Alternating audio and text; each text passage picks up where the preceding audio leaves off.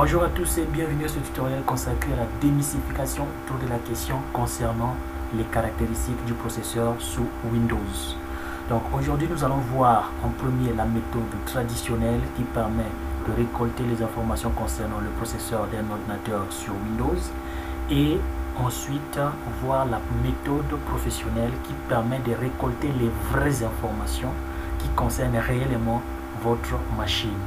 Donc sans plus tarder, nous commençons par la méthode traditionnelle. Donc la méthode traditionnelle consiste à aller dans les propriétés du système d'exploitation, disons les propriétés de votre ordinateur, et ici nous pouvons voir les informations concernant le processeur. Ici nous avons Intel Core TM i3, nous avons la fréquence ici 2.4 et 2.4.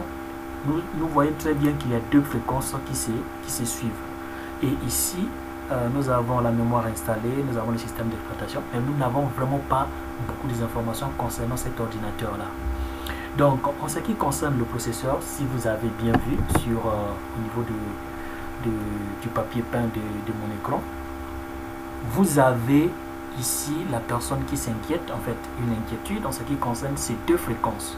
Donc, beaucoup de personnes pensent que lorsque vous avez deux fréquences qui se suivent comme ça veut dire que la fréquence totale de votre processeur sera la somme de ces deux fréquences-là, ce qui est totalement faux.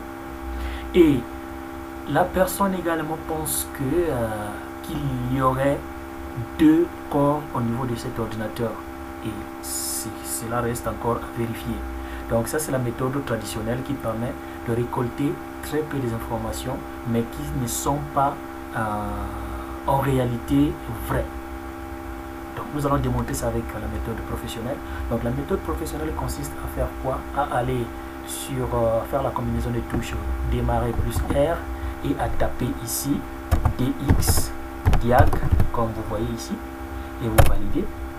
Quand vous allez valider, vous allez recevoir un écran comme ça, disons une boîte de dialogue comme ça, et sur cette boîte de dialogue, disons dans cette boîte de dialogue, vous avez les informations, les vraies informations concernant votre machine.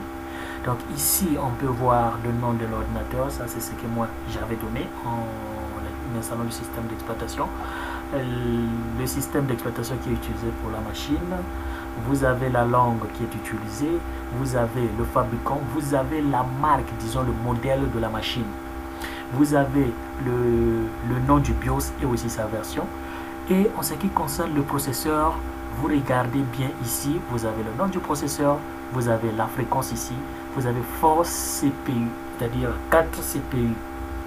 Vous avez ici la fréquence totale de votre processeur. C'est donc 2,4 et non 4,8 en faisant basiquement la somme 2,4 plus 2,4 qui vous donne 4,8. Ce n'est vraiment pas ça, parce que la fréquence du processeur de cet ordinateur est de 2,4. Pour la mémoire ici, vous avez quelques informations encore.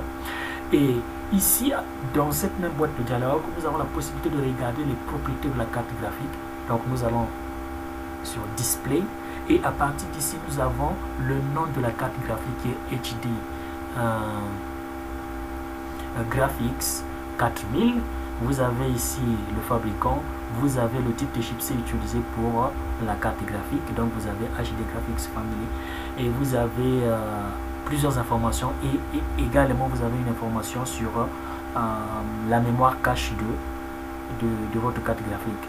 Et vous avez la résolution graphique de votre ordinateur, donc la résolution de votre écran.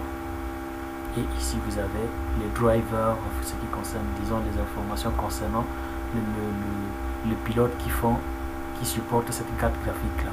Ici vous avez également sur la carte son, vous pouvez voir les informations. Donc en ce qui concerne la vérification des informations de l'ordinateur, ne faites plus la méthode traditionnelle en allant sur démarrer, tout ça, vous allez sur les propriétés de la machine, mais faites plutôt CTRL R, tapez diag, et ici vous aurez les informations, toutes les informations nécessaires et les vraies informations en ce qui concerne votre machine. J'espère que vous avez aimé la vidéo. Partagez, likez et n'oubliez pas de vous abonner à ma chaîne. Merci beaucoup et à la prochaine. Merci.